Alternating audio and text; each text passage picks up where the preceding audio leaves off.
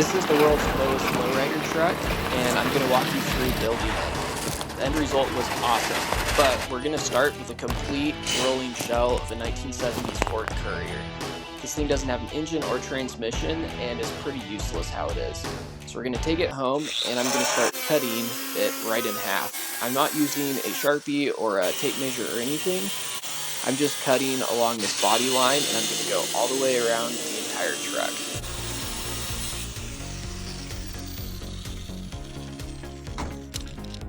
I'm using a ton of cutoff wheels. So far I've used probably 10 or 15 of them, but every time I burn them down so there's nothing left, I just grab another one and keep cutting. The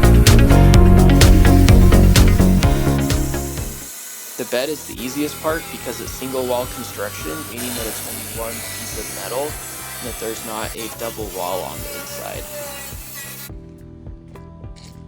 Okay, so at this point you probably can't tell, but this truck has been sliced in half all the way around. From about 10 feet away though, it still looks like a complete truck that could be put back on the road.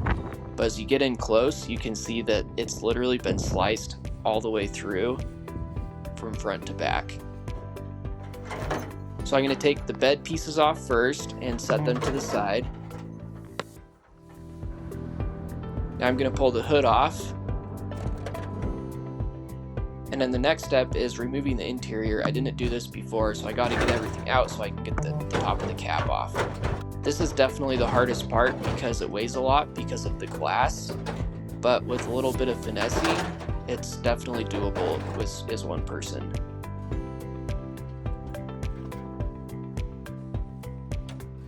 I'm going to remove the glass and so it doesn't get broken later.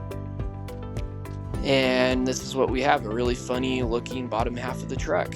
And on the flip side, we've got a pretty sweet looking top half of the truck that looks like it's totally sunken into the ground and has been sitting there for ages.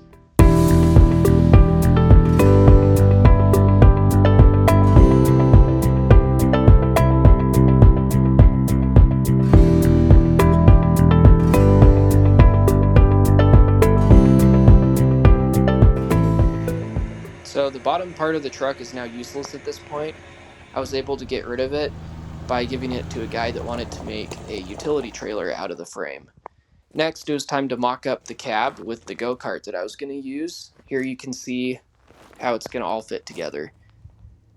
The next step is mocking up the bed and everything and then removing weight. I got to remove all this weight so it's actually light enough that the go-kart can hold it up.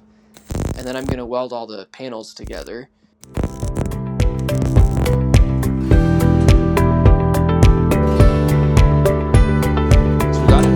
Together. Now we're going to start it up for the first test drive.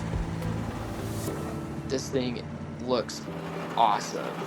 So here it is, we're cruising down the road and you can see it totally looks like this thing has sunk into the ground, maybe like glitched as part of a video game or something. It is a blast to ride. Obviously some issues with some of the parts coming off, but we can fix some of that later. So we just blew through the belt.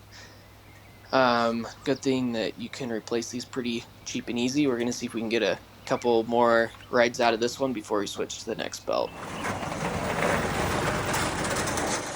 This thing cruises. We can probably go 35 or 40 miles an hour with it. Way faster than you should be going. So after some test rides, we're going to prep it for the car show that's tomorrow. So we showed up early and here's all these super fancy hot rods and they're looking at my lowrider trying to figure out what in the heck this thing is. This thing became a huge hit. Everywhere we went at the show, people were talking about it, trying to figure out, does that thing really drive? Does it really work? And the answer is yes.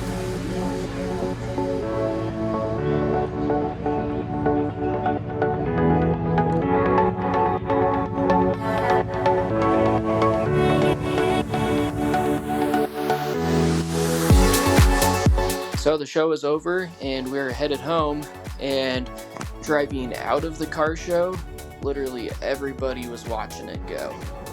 This thing was a huge hit. everyone was trying to figure out how it was driving, mostly how I fit inside to drive it. But it was a huge hit. You can see it rolling out here with the Ford Courier 4x4 swap, and it is quite the comparison between the two. So what do you think I should do with this thing next?